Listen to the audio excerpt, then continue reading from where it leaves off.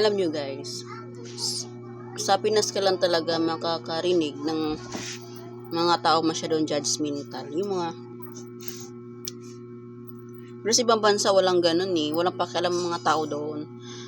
Kahit paglakad ka pa dyan na naka-panty lang, na naiksi-iksi ng suot mo, kahit hindi ka makinis, kahit napakaitim ng kuyukot mo, walang pakialam ng mga tao doon. No? Kaya nga asinsado mga ano sa ekonomiya sa ibang bansa eh. Pero sa Pinas iba. Makakita ka lang ng short na makinis ang muka. Tapos hindi makinis yung yung balat sa pambaba. Marami na sasabihin yung mga Pinoy na mga nega agad. Sabi ano ba yan? Short pa, hindi naman bagay doon sa mukha, ang kinis-kinis sa mukha, ang itim ng kuyukot. Ano bang paki nyo, guys? Mas proud pa nga dapat kayo kasi siya kaya niya, di ba? Na kaya niyang gawin 'yon. Kayo hindi niyo kaya. Di ba? Di ba? So kayo kaya gayahin niyo yung mga taong ganyan no, na dare nilang magsuot ng ganyan kaiksi tapos hindi naman kakinisan pero nakaya nila, no? Dapat nga mas proud ka pa dun eh. Dapat nga ang thinking mo, ang sabi mo, wow, sana all kaya ng ganun na yung walang hiya sa katawan ba, di ba? Yung proud siya ba na ganyan siya. Tulad ko, 'di ba? Ang kapal ng mukha ko sa kaka-vlog kahit may ganito ako, 'di ba, guys? Kitang-kita naman nasa harapan talaga ha. Hindi siya matago kasi mismo nasa harapan. Masabi ang iba sasabi, "Di ka ba nahihiya na magva-vlog ka na nagganyan ka, may balat kang ganyan? Di naman kagandahan. At siya pa may balat pa, ang pangit pa ng ngipin. So ano ngayon? So what?" 'Di ba? Gayahin niyo din. Ako nga nakaya ko eh na mag-vlog kahit ganito yung tsura ko. Ano problema sa ibang tao, no? Mas nakafocus sila sa buhay na ibang tao kaysa sa buhay nila. No? Siguro yung mga tao yung pala utang siguro yung mga yan. Alam niyo kayo mga taong ganyan na mag-focus na lang kayo sa paghahanap ng pambayad nyo sa utang. Kaya sa mangingialam ka sa buhay ng iba. No, di ba? Bakit nyo ba? Kung gusto nyo, gayahin nyo din. No? Problema kasi sa inyo eh. Lahat na lang pinapansin nyo. Di ba?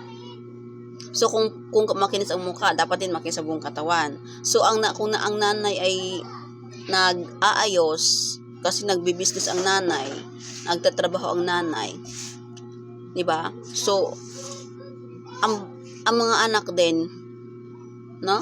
Kasi mayroon ganito eh.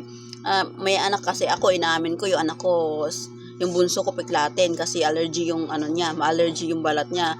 Parehas kaming dalawa, no? Pero meron kasi mga tao na napaka-judgmental baga, no? Ang piklatin ng anak niya, ang daming sugat ng anak niya. May mga taong ganun eh.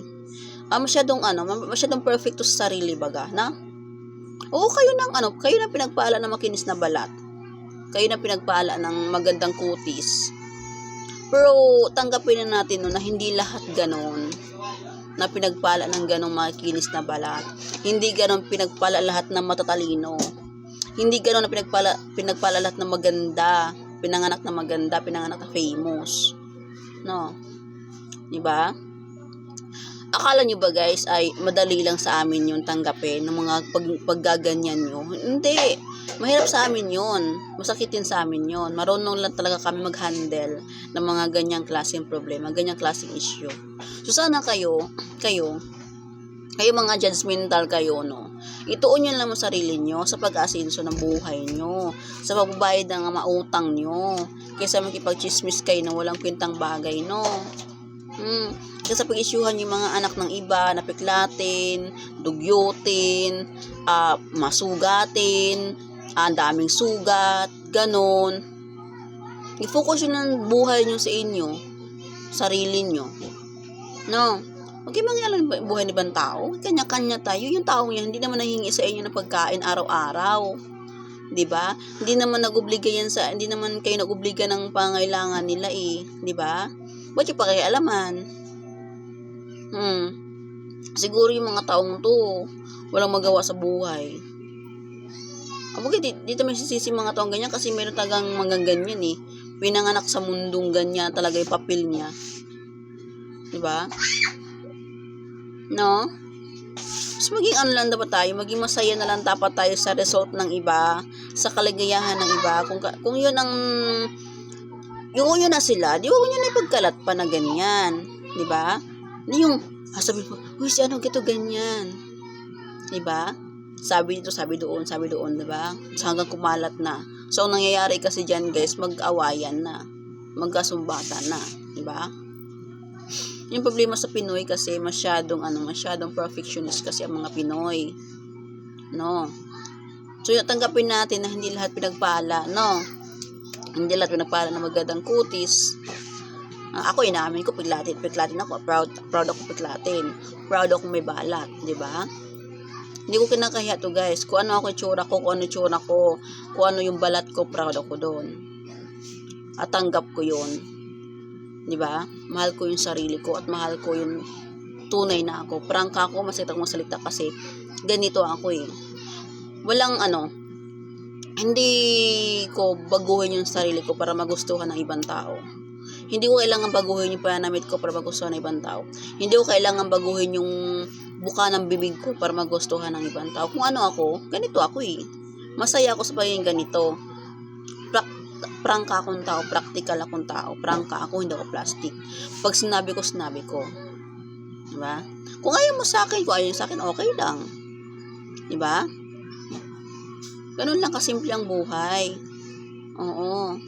Huwag natin gawing komplikado yung bawat isa, yung bawat nangyayari sa buhay natin.